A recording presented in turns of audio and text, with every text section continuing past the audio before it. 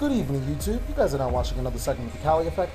Today, we're going to be doing a very interesting deck. I never knew that this deck could still exist outside of its older format. We're going to be doing Diamond Dew Turbo.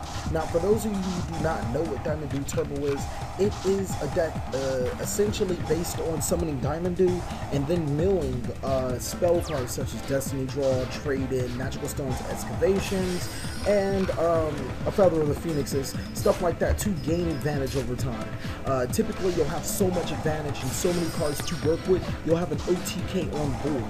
It's just so many things that this deck can do that it used to be able to do that it still can do. Right here, I'm going to go for an OTK. Jinzo's going to lock down the traps. DDR is going to bring out my power hitter, and then Dark Arm's going to come to save the day, and it's nothing much he can do with that, and that's all by turn 3.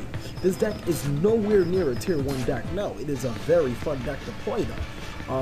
I put it in the means between tier 2.5 and tier 3-ish, something like that. But as you guys can see, Diamond Dew Turbo is a deck that still does exist in this day and age, even after about 6 years of its making. The deck is just still extremely fun to play. Like I said, it is not competitive at all.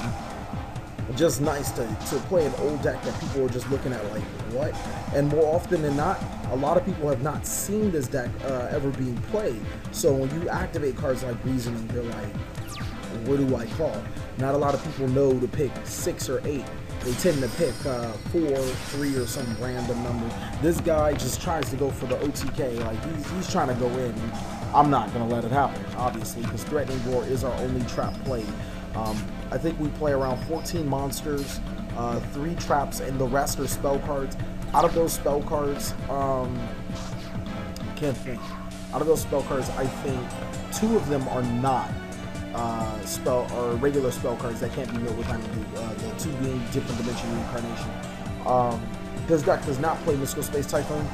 You just don't need it. Jinzo is often being summoned to negate the opponent's traps, and it can't be milled with Diamond Dew. If you guys feel like you need spell and trap negation or whatever, go with Night Beam. Just because it can be milled with Diamond Dew, you won't have anything. Milling with Diamond Dew is crucial. The next thing I wanted to say is that I do run Destiny Hero Malicious. I do not run a single tuner in this deck. Malicious has an aqua role inside of this deck, being tribute fodder, being XC material, because this deck does run Jinzo as another level 6, and being a Destiny Hero target and a lore target. It's just like right here is the time I'm going to go for 6 when he quits out. It just has a lot of awkward roles into this deck. Actually, I think I'm supposed to be doing 4, 5, and 6, and then here's another one. If you were to run a tutor, I would suggest Plague Spreader Zombie.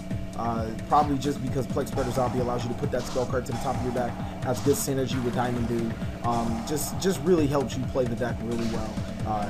This deck is based on cards like Dark Lord, Zerato, and Dark Creator, so don't really expect a lot of consistency from this deck. These are 3 games that I've gotten some really good consistent games against some pretty decent decks, pretty good players piloting them too.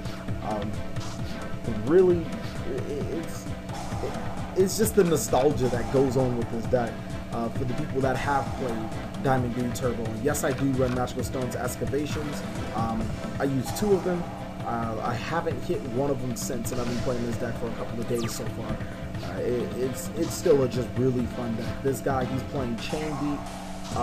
Actually, I think this is one of the times when he was able to stop my Jinzo. He Solemn Warnings my Jinzo, and it actually just allows for my Dark Creator setup.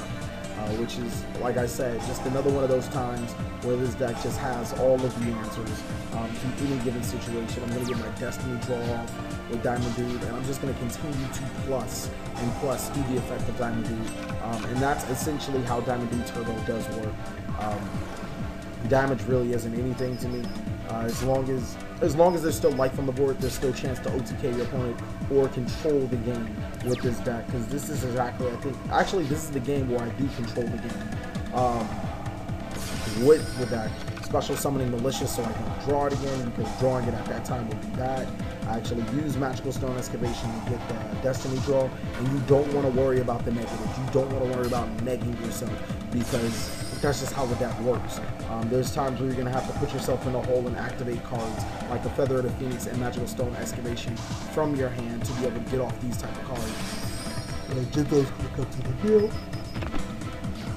I'm going to get rid of the Fire Fist Bear because I don't want him going into Arcanite. I think he finds a way to go into Arcanite anyways. I mean Silent Honor. And yeah, he finds a way to go to Silent Honor by banishing the Spenderbird. And then he goes on from there to make Honor to steal my Gen Zone. And I was still able to manage a comeback. Ooh, that's a nice Monster Gate there. Konomi should never bring this card anything more than one, because this deck would just love Monster Gate. It's just too much that can be done. I actually probably would run Scapegoats with Monster Gate, just because of the Plasma synergy too. So I don't think that card should ever come off the list. Ironically, this deck was inspired. I did decide to build it just because Magical Stone came down to 3 on the list, but I still only used 2 Magical Stone Excavations, so I guess this deck could have been viable, playable last format, because it's just still that good. I think I get another Diamond Boot with that. This deck is just unbelievable. Like, you guys have to play it. I'm definitely going to be doing the deck profile for it. If I get, I don't know, enough likes. Let's just put enough for right now. It's really fun. If you guys like Destiny Heroes, Dark Monsters, and Jinzo, then this is the deck for you. Still can't believe that this deck is viable after 6+ years of it being dead.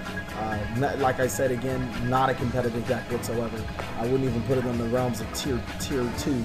More like a tier 3 type fun deck, something that you play with your friends just to, you know, loosen up a little bit. And it's very cheap. I think high rarity everything is probably like 50-60 bucks, unless you're getting Magical Stones, because for some reason everybody likes to jack up the price of Magical Stone, even though everybody knows it's not going to do anything in this format. They're around 20 bucks each right now, and you need 2. I'd rather go with the $1 rares, but just about it. Everything else is really, really cheap. But thank you guys for watching another segment of Cali Effect. Please like, comment, subscribe. Enough likes, and I will be doing the deck profile. But most of all, enjoy.